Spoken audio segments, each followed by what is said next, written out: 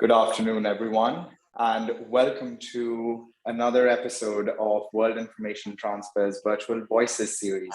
Today, my name is Apurv Gupta, and I'm joining you from Glasgow, from COP26, the UN Climate Negotiation Conferences underway. So today we really want to cover topics that are underway here in Glasgow, and what exactly are the national statements coming out? What is the momentum building around? What are the themes that negotiators, NGOs, the business community, industry, all other stakeholders are exploring? And what are the hopes and challenges for the negotiators ahead for the next 9 days remaining at COP26? We will be joined by two other delegates who are part of World Information Transfer, Farri Gaba and Kateryna Pavlova, who are also with me here on ground at World Information Transfer's delegation at COP26.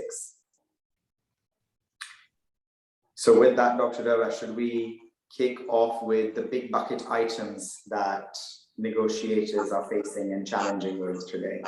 Excellent. So we have a live audience of about 20 individuals. If you would like to post any questions throughout this webinar, please use the chat function. Your questions will come right through us and we will be able to answer in real time. So I do want to expand on 10 key areas which are currently facing the negotiators to ensure that the COP26 conference is an absolute success. So keep your pencils at a ready. I'm going to talk about all of those 10 areas now. The first one is around aligning nationally determined contribution targets to a 1.5 degrees Celsius trajectory to accelerate the decarbonization agenda. So what that means is right now, our world is headed to a 2.7 degree warming scenario above pre-industrial levels. Climate science tells us, and indeed the IPCC report tells us, that the world will be a much difficult place to live in beyond a 1.5 degree trajectory. At 1.5 degree trajectory itself, we will be facing catastrophic climate-induced weather events, and these will be growing in greater frequency. As you all would have already seen, we're already witnessing a 4-time increase in wildfires across forests. We are witnessing greater hurricanes, greater tornadoes. There's a slight disturbance coming through, so I'm going to ask everyone to please mute yourself.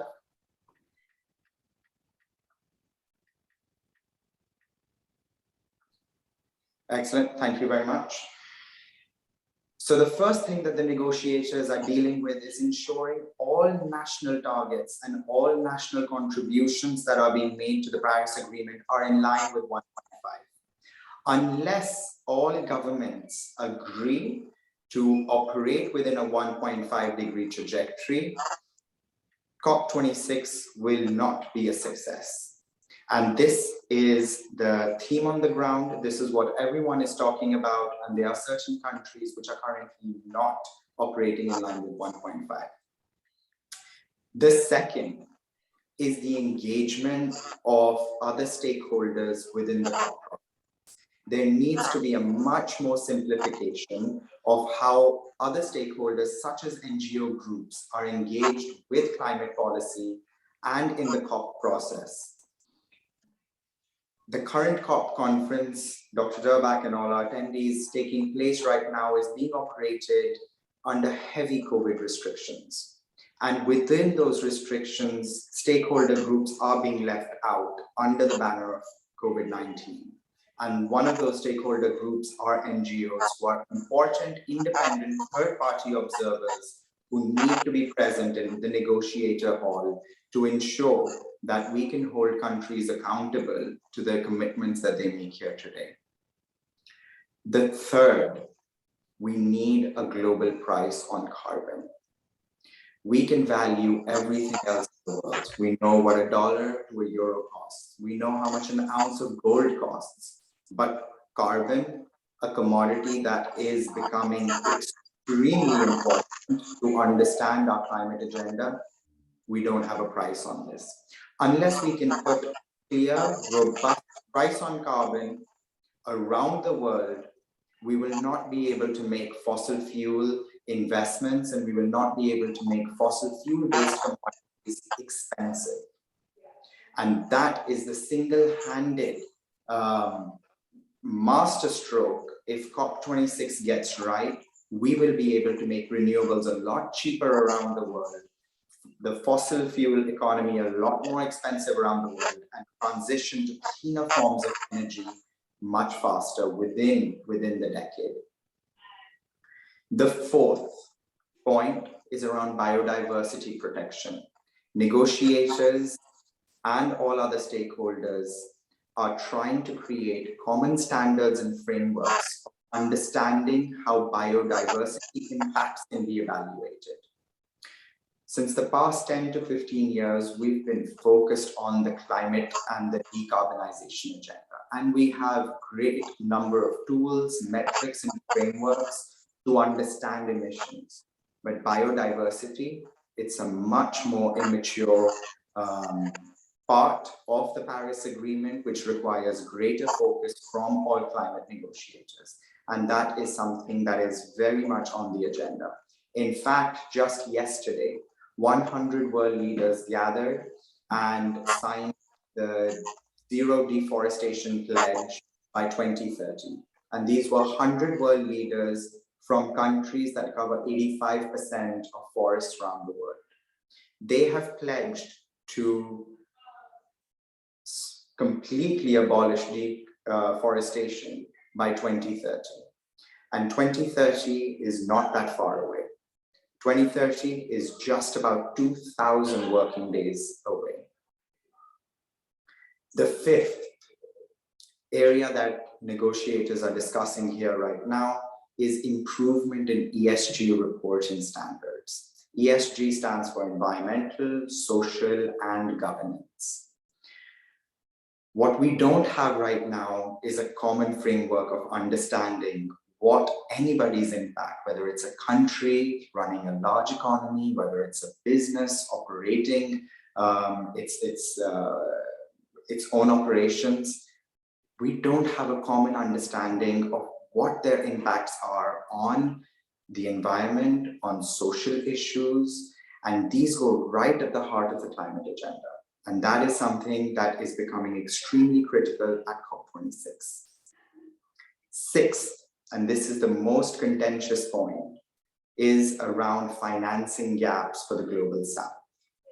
Dr. Durbach, you'll remember in 2015 when the Paris Agreement was negotiated, developed nations agreed to $100 billion in annual commitment to countries in the global south to leapfrog fossil fuel investments and fossil fuel developments and adopt more cleaner forms of technology.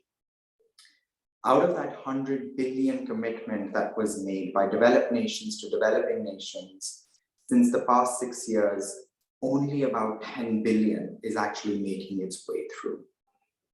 So we need to ensure that if we want India, China, South Africa to not develop in the same manner that the UK, European countries, and American countries developed, we will need to ensure that appropriate amount of financing goes to these countries so that they can develop cleaner forms of technology to develop against. And this goes right to the heart of the agenda, and it has been a very contentious point. It was a contentious point in Paris, and it remains a contentious point today.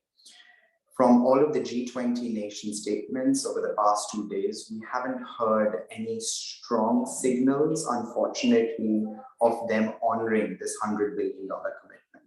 Until date, no country has even spoken about updating this 100 billion number in light of COVID-19. Of course, these emerging countries faced a lot more challenges. Their economies took a lot stronger hits when it comes to financing energy transitions. But this is a point which can actually make it or break what the outcomes of Glasgow turn out to be. The seventh point is around planning processes of clean energy infrastructure. Currently, it takes us about, on average, 6 to 7 years to fully realize clean energy investments. So that means if you want to create a windmill that can power a small community today, the planning would have had to start at least 5 to 6 years before. We don't have the required processes in place and approvals in place that can make these things happen immediately. So we need to make sure that this time is really cut down in half. If we really want to ensure that we have a stronger proportion of clean energy investments in the world by 2030, we need to be doing that today, not tomorrow, not day after tomorrow, today. All of these plans, all of these energy fields need to be approved within the next 12 to 24 months, otherwise they won't be realized by 2030. And this is a big discussion point. Ninth, we need greater amount of funding for research and development in the key transition technologies. So at COP, we're talking a lot about green hydrogen, battery storage, interconnected ways of simplifying water, waste, and materials treatments. So all of these technologies are still at a very nascent stage and cannot be scalable. There needs to be greater financial flows and investment into these technologies. And there is a specific consortium and there is a specific fund created for transition technologies to ensure that the appropriate amount of capital reaches these transition technologies. Otherwise, we won't have the world we need either in 2030 or 2050. And then 10th, we need to ensure we do all of this, keeping social justice in mind. There are still countries around the world which heavily operate on coal-powered plants. South Africa, for example, 90% of South Africa's electricity actually came from coal-powered plants in 2019. That means the coal industry in South Africa employs millions of people. Simply pulling the plug off of coal is not the way forward. We need to ensure that the transition to net zero is a just and equitable transition. And that is something that is going right at the heart of COP26. Just today, the EU announced a special Just Transition Partnership Fund for South Africa, engaging the UK, US, France, and Germany. And they are committing $8.5 billion in investment over the next 3 years to South Africa to ensure that they can start reskilling and upskilling the people that work in the coal industry with skills that will be required for new energy systems. So these were the 10 sort of top big bucket items, Dr. Durbach and all of our audiences joining from around the world, that are critical focus areas for negotiators at COP. Today is day 3, so we're giving you a very early update on the focused areas. And over the course of the next 9 days, we'll continue to keep tracking, how much progress is being made against each of these areas. Where are there gaps? Why are there gaps? And who are creating those gaps? So I'll take a quick pause over there to ensure that I haven't missed any questions. I think Fred, who's part of World Information Transfer's team, might be taking questions. Dr. Durbach, if you have any questions, please feel free. Thank you, Apurv. That was very, very great synopsis of what is going on. I am surprised that Kateryna Pavlova is not there and Farri is not there. So Farri is actually online with us right now. Farri, well, then why don't you let Farri discuss his perspective from there, and hopefully Kateryna will join you. Hi, everyone. Sorry that I'm running a little bit late, but it's good to see everyone's familiar faces. Excellent, Farri. So I just ran through all of the sort of top 10 issue areas that negotiators are facing here at COP. Why don't you give us some of your top highlights for the day and what you've been hearing from the sessions that you've been involved in? Yeah, thanks, Apurv. Today's been a very busy day. I mean, these last few days have been very busy, but today in particular, because today is Finance Day, I'm not sure if you've mentioned already, and lots of commitments have been pushed through by different players and parties. One that immediately comes to mind is the most recent Climate Investment Fund commitment from the UK, the US, the UK being the president and leader of this whole Glasgow ordeal, and all working together to increase climate finance through private sector partners such as CIF, which is the Climate Investment Fund program or group, and the leaders involved there. So there are many announcements like this, and this one comes to mind because it's the one that people have been talking about most, but lots of exciting things happening today at least, and I'm sure more to come in the next few days. One of the things, Farri, that I was just talking to the audience about is the $100 billion number, right? That was agreed in Paris. So developing countries have always maintained that climate change is not happening because of annual emissions, it's happening because of cumulative emissions. The emissions that the US, UK, and many other European countries have emitted while they were industrializing, right, almost 100 years ago. Now, once developing countries and emerging markets are developing, right, and they're going through their own industrialization processes, the contention point really, which can be palpitated at COP as well, is who pays for the cleaner technologies, which today still come at a much higher price tag than developing coal power plants. And this has always been a historical blocker, right from Kyoto to Paris and now to Glasgow. Is there anything that actually gives you hope that developed nations will honor their commitment to the developing world? Yeah, you're absolutely right. That is one of the biggest roadblocks here, and everyone seems to be talking about it. One dimension of what we see here that gives me hope is the fact that the developing nations, the global south, the emerging markets, they have a lot more clout than I remember them having just in general assemblies in the UN or in past COPs. And the reason why is because I think they've realized that they have similar goals and similar targets, and they've banded together in groups like AOSIS, which is a good example of the Pacific Islands banding together to share their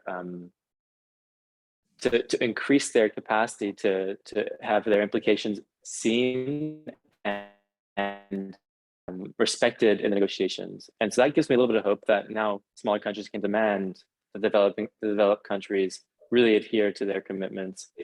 I'm sure throughout the day today, there'll be more definitive commitments towards the $100 billion, but as I'm sure others know here on the call, we're currently short of the 100 billion. Yeah. And what kind of, today is Finance Day, right, at COP26. For everyone else, throughout the 12 days of COP, they're always divided on thematic issues. So one day could be finance, the other day could be nature, another day could be collaboration and partnership. So when the days are tagged to certain themes, all stakeholder groups talk about that same point. And the idea is that these conversations around the world will have a dramatic impact on the decisions that need to be made at COP. What kind of sessions have you attended today, Farri? We have a big student audience with us here right now. Just to give them a flavor of, who the speakers are, what kind of topics do they talk about, and how do those absolutely. So this morning, an interesting discussion was led by the president of Costa Rica, who discussed the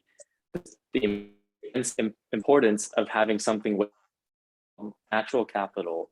And what he means by that is we have all this financial capital in the world, basically what we term money, but we never put a price or a concept or a cost to the nature and how we're destroying ecosystems.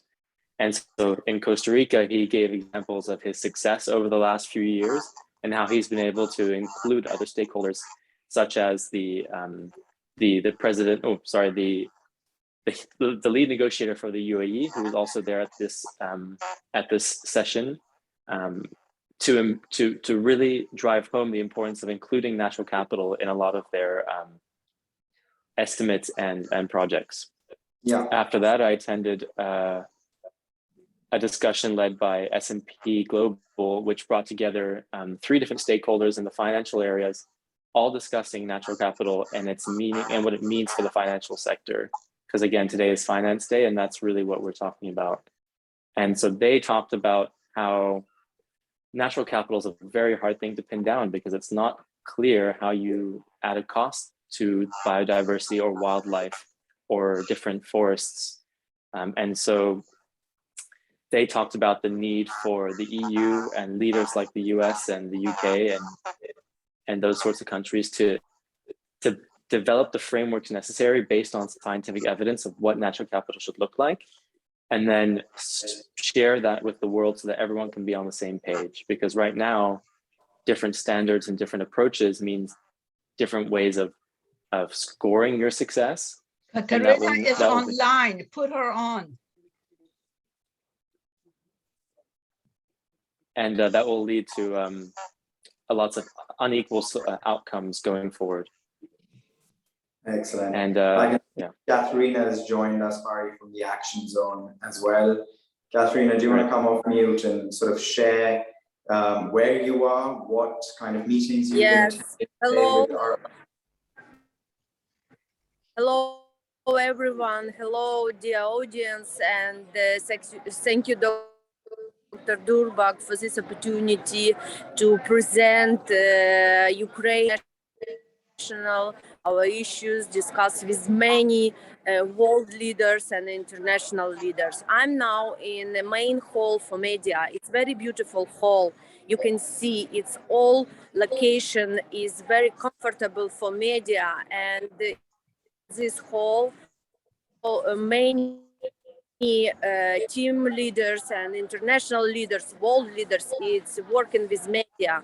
So my appeal I can see from this conference is that it's very important for the world to touch in international level. All know that global warming, it's not something on paper or in disagreement just writing. It is something what I had a lot of conversation with high level representatives from Great Britain, from US, and especially Kerry. I'm so impressed of his tough messages he gives in this conference, and about and we both agree that it's no place in the world for second Chernobyl, and we should act all together. All world should communicate and act together to increase CO2 and increase everything that's killed our Earth, our planet. So if audience have question or something, I'm ready, even open, and I think we will make good articles about all activities during these days in the conference. Excellent. And Kateryna, I have a question from the audience.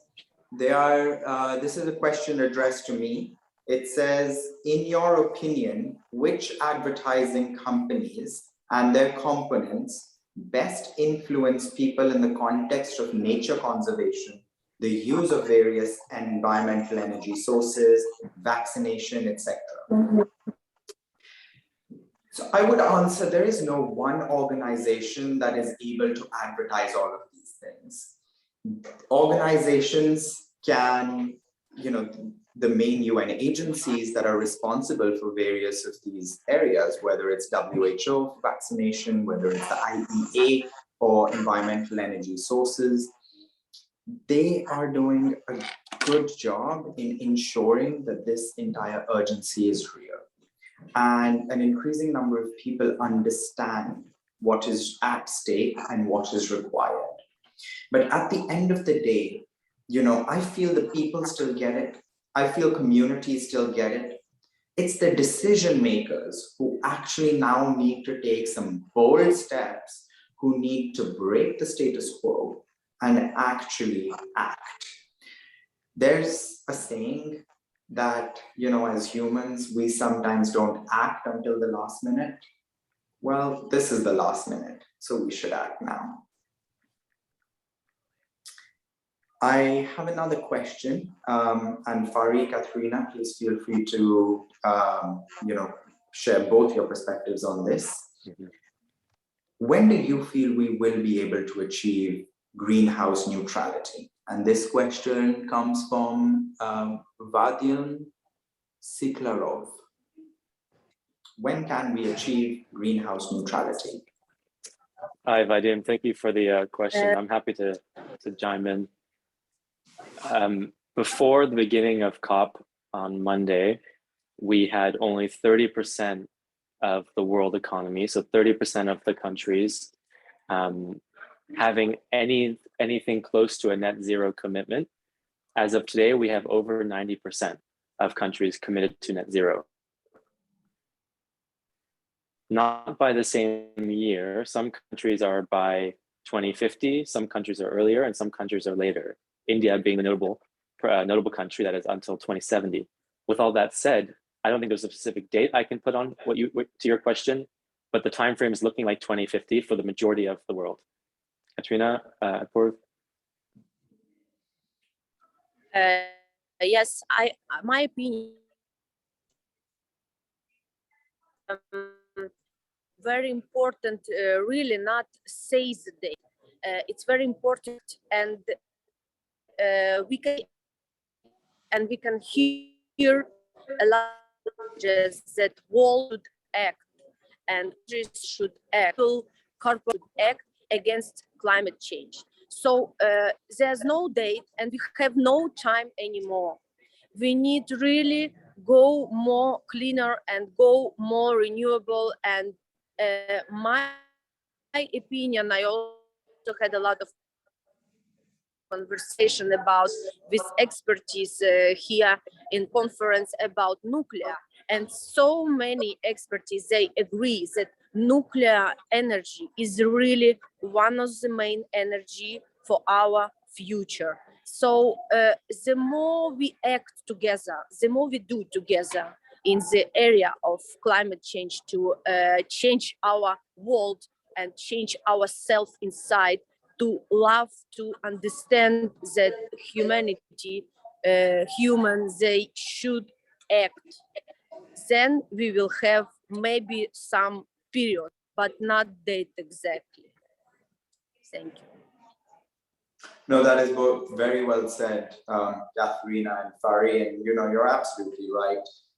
The date for climate neutrality does seem 2050. Some countries like India announced, the Indian Prime Minister yesterday announced India's net zero ambitions to 2070.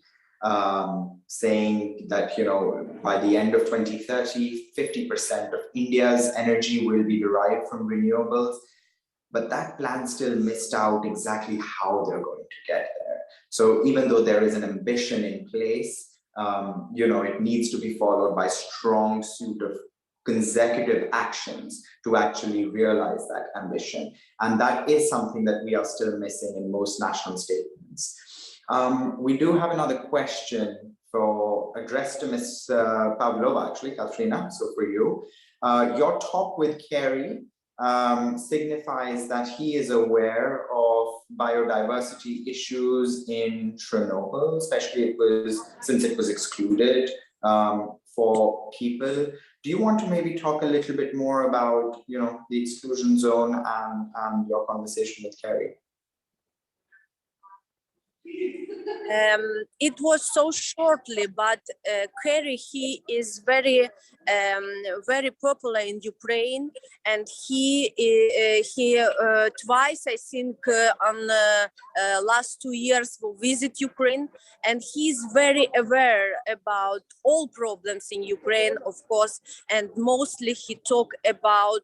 And we talk about corruption, and he says that corruption is really something very, very danger. Not just in case of Chernobyl, also in case of global warming, because a lot of corporations and a lot of companies, they cheat systems, they cheat themselves, and so very important to recognize that exclusion zone, it is very unique territory, and it is quite a very strategic territory for Ukraine. That's why to save territory how it is, because we have now very amazing nature there, and trees and flora, fauna, we need to save it. So control of corruption, control this tree forest, and who won't go just for fun to shut these poor animals. We need control it. So control, fight against corruption, and to create some international groups and international teams to work with this issue. This is very, very important, and he is agree with it. So next time he promised he will visit Chernobyl, and I hope it will happen. And with pleasure, I will follow him, and we will make good presentation in Chernobyl as well.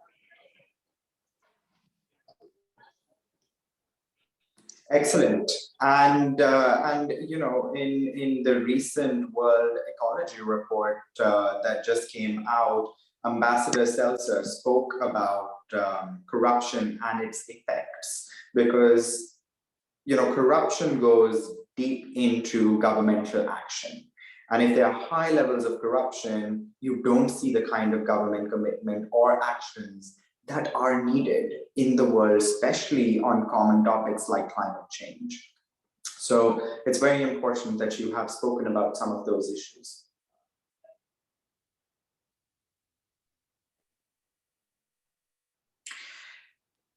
So I do want to raise one point, and Farri, Kateryna, correct me if I am wrong, but in all of the meetings that I have attended, any of the sort of pulse check that I've been keeping on COP26, overpopulation has not even been mentioned once. We have yet to see any kind of commentary, conversation about overpopulation. You see, forests are now emitting more carbon than they are absorbing it. And that is not just because of deforestation, it is also because of human settlement. There are more communities now taking over forests around the world, and their activities, right, as settlements, as communities operating in those regions, are actually producing more carbon than the forest is absorbing. And we've reached that tipping point. Our forests are no longer offsetting enough carbon as much as humans are producing, and the trend continues to grow stronger. There is no sort of discussion that I have seen, I have witnessed, or any national statement that has even mentioned the word overpopulation. What do you two make of that? I think that this issue you mentioned now and these topics is very also on political level, and high level politics, they should also act in the way of rights, human rights. And that's why we can see that in this conference is involved so many different, not just countries, it's involved different levels, different people, and different meaning and opinions. And in all conversation we had in different pavilions with all international possible partners, understand and we recognize just main goal, main issues for today. It is communications, open source, open information, and it is active. So active acts and active work together against global warming. And I think that and I hope that this platform, this conference will bring results very, very fast, because very soon and very fast, because it is so many world leaders strongly with very strong messages, not like water message, you know, they say strongly numbers and how much every country and who will involve and how they will use. Even today in financial part, we recognize how money is involved now for next 5 years, how many activities will take international organization, and who is responsible for which part of Paris Agreement. So this is very important. What it is, what it's happened because of this conference. I'd just add, Apurv, that I did hear it mentioned once yesterday, but in a different context. It was mentioned by one of the foreign ministers from South Africa, who said it in the context of Article 6, and also in the context of trying to get the developed countries to meet their $100 billion goal. He said, the emerging markets and the developing countries are interested in adaptation. But the moment that you don't help us adapt, you will likely see a mass migration from Africa and these countries, developing countries, to the developed countries. And he admitted that developing countries have an overpopulation issue, and that will only exacerbate the migration issues or immigration issues when, if and when we don't meet the $100 billion commitment and we don't adequately adapt to climate change. And so that was, I think, in the context of the overpopulation was mentioned here yesterday. Yeah. So again, then, Farri, it's more about how will we manage the knock-on effects of overpopulation rather than talking about the actual problem of overpopulation, correct? Yeah, and the reason why is I think Kateryna was exactly right that it is very much a political issue that countries try to steer away from in these contexts, because once you make it too political, the negotiations start to break down. And so I think that's probably why we haven't seen it mentioned more directly in conversation. And I think that's a great point. You know, this is a political conference.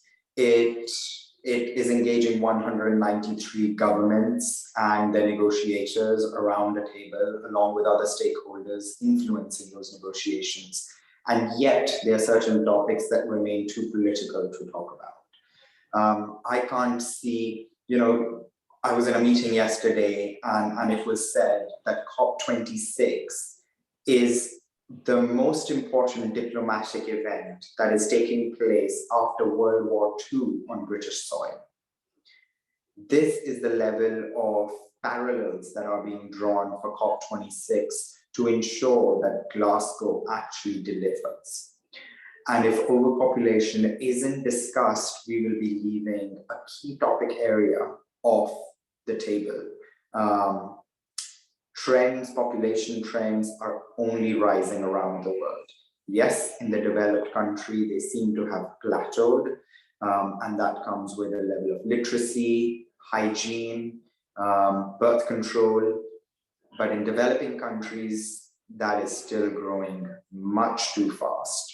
And it is coming at the detriment of an environment and a planet that is already bursting at the seams. So we really do need to ensure that over the next 9 days, this is an agenda that we as World Information Transfer delegates sort of take into all of the meetings that we attend and ensure that we make sure that our voice is heard on this topic.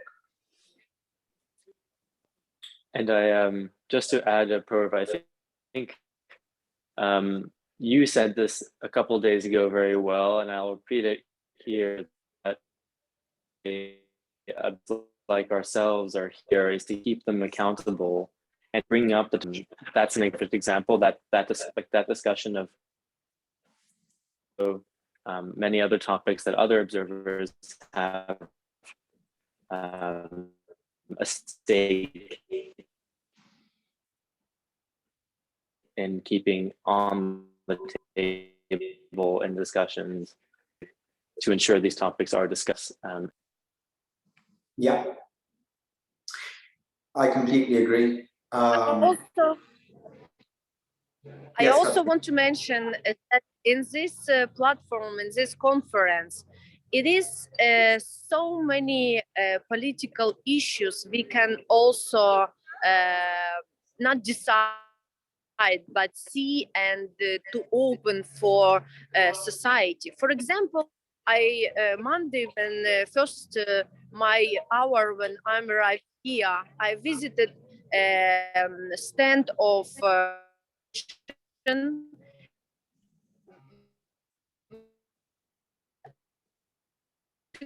together, and I opened it, show on the map.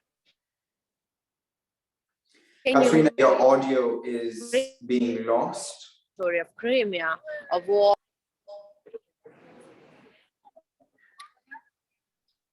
Kateryna, your audio is not clear for the audience. Like Russia Federation. Kateryna, we didn't get that. Your audio wasn't clear. Why don't we come back to that thought? The one thing that I did want to mention in my head after 3 days, here are my 3 things that I feel can break down the negotiations, right? One is high levels of corruption.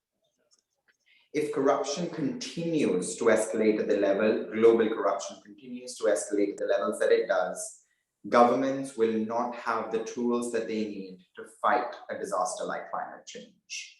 Ambassador Akim Akram, who is the president of the Economic and Social Council, spoke about this at World Information Transfer's webinar back in April or May. Please feel free to go into World Information Transfer's website where you'll be able to find this webinar. He raised this particular issue as a key topic. Second is overpopulation that we've just discussed. And the third that I want to bring on the table is coal subsidies, right? Today is Finance Day at COP26, right? Farri, I know you're covering a lot of the finance meetings. The Glasgow Net Zero Alliance, led by Mark Kearney, was announced today saying that $130 trillion exist on the table to fund the net zero transition over the next 3 decades, so for the next 30 years. It is a group of 450 banks and insurers and asset managers who are making that finance commitment. But here's the problem. This same group is also at the same hand financing coal and the grey economy. So how do we redirect the capital that they're currently financing, right? Coal-powered plants still today are getting anywhere between 4 to 9 times more investment than renewable energy systems are. So unless we really end coal subsidies, redirect finances from coal, oil, and gas, we won't be able to inject that amount of capital into renewable energy systems. So these are my top 3 things, which I feel can really put COP negotiations and Glasgow in jeopardy. And that is corruption, the non-conversation about overpopulation, and existing coal subsidies, because those go right through the environmental and the social agenda. Could you guys share what your 3 areas are?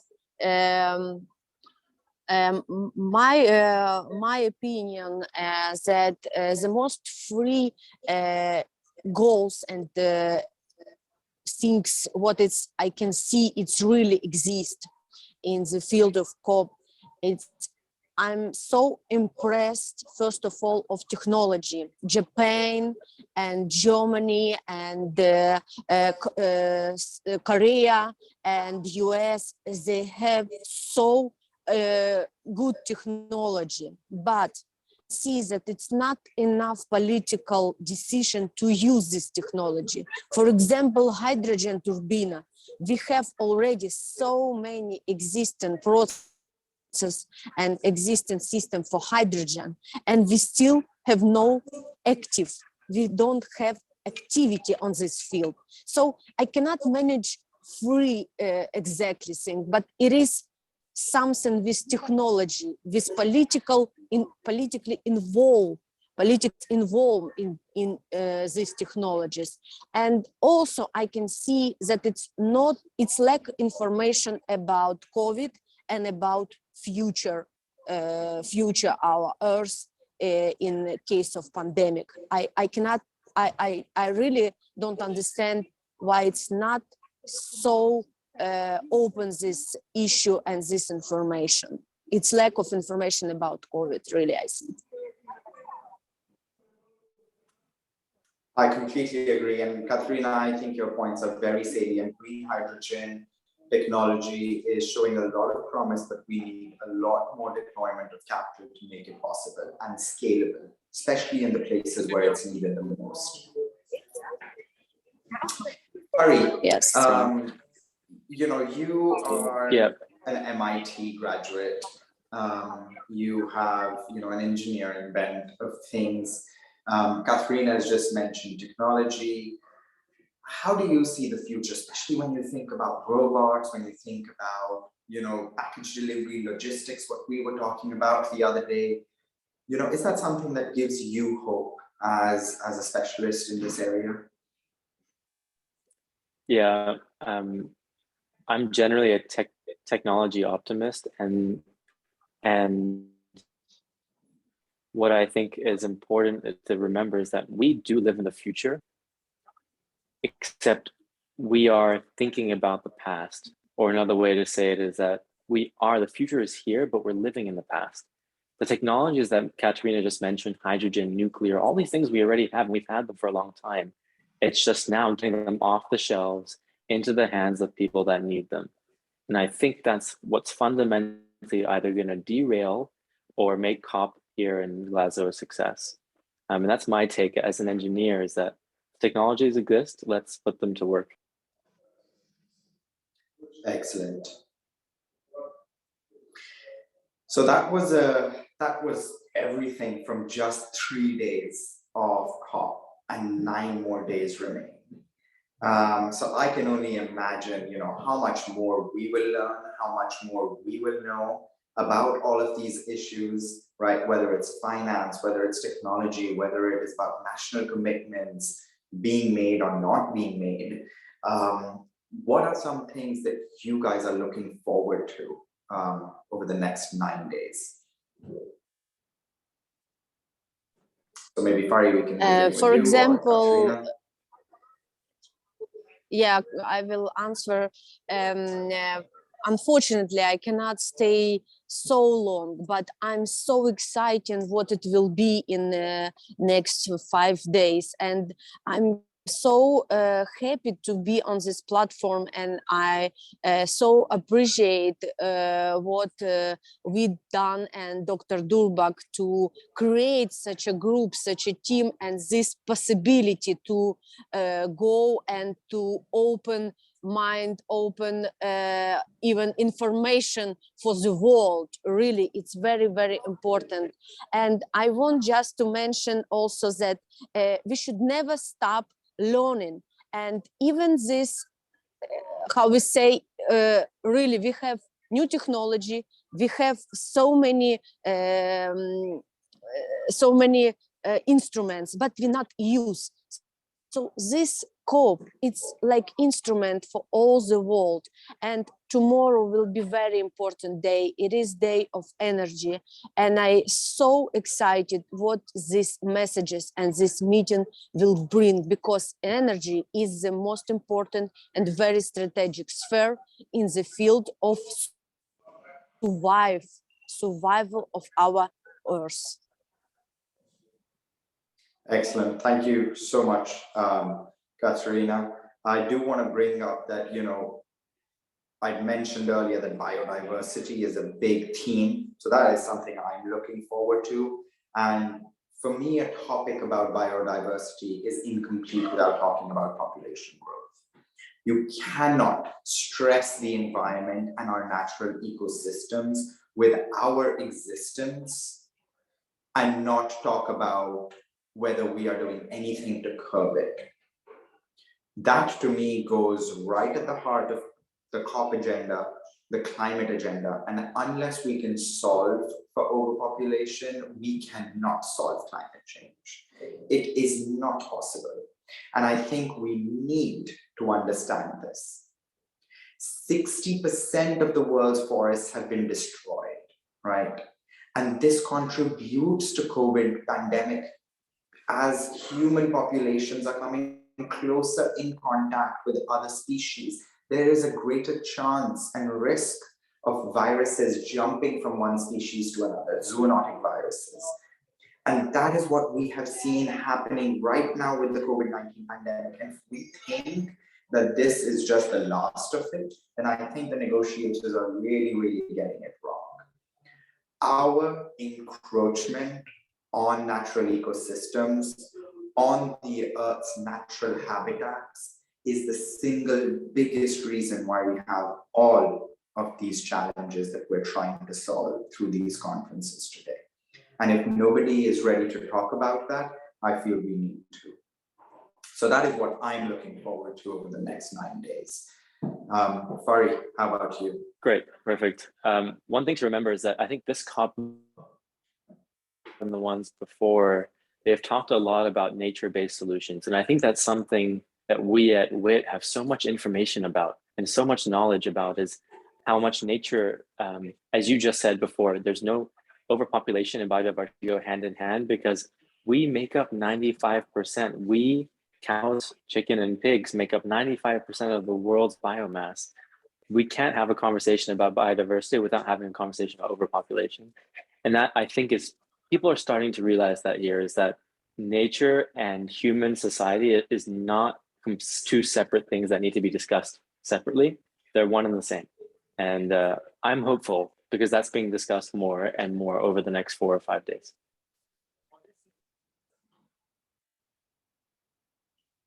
Excellent.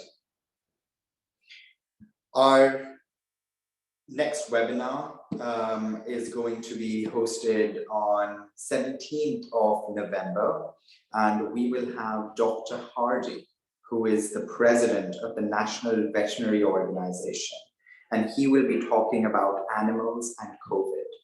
What we are facing right now is no less than a zoonotic virus, which has jumped from different species into our species. And this is also something that is not being discussed as much as it needs to be at COP26. And we will make sure that we tune in to Dr. Hardy's webinar at World Information Transfer's next Virtual Voices and ensure that we can get Dr. Hardy's salient points in the COP26 negotiations as well. We have one comment from Alex Rossello. He says, it's very interesting to hear about your experiences live from COP26.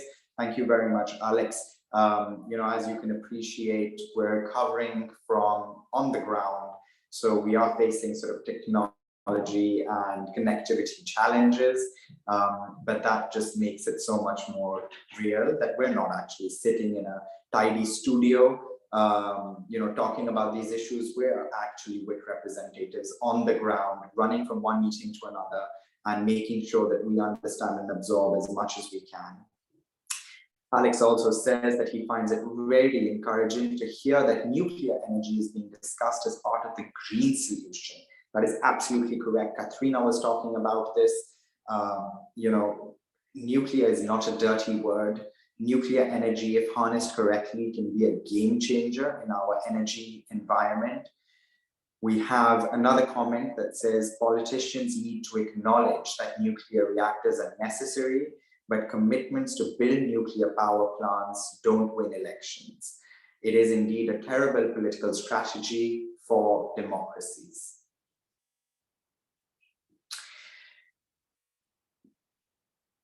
We will be covering COP negotiations in its full entirety over the course of 2 weeks. And we will be back again with this entire audience, with you, Dr. Durbat, next Wednesday to cover in 2 weeks, right? So the Wednesday after Dr. Hardy is presenting, to give you status updates from week 2 of COP26. You can please follow World Information Transfer on Twitter, on LinkedIn. Farri, Kateryna, and I will be updating all of those social channels regularly. Please keep up to date. This is a very important topic. This is a very important time, and this is a very important conference underway. And we need to get this right. We don't have any more time left. And with that, I'd like to thank everyone for joining today's webinar. Dr. Durbat, a big thank you from all of us to you for making it possible for us to attend the negotiations in person. Thank you to Farri and Kateryna for sharing your perspectives from all of the meetings that you've been attending as well. And thank you to our audience who are joining from around the world. Thank you very much, and until next time, see you again. Bye-bye.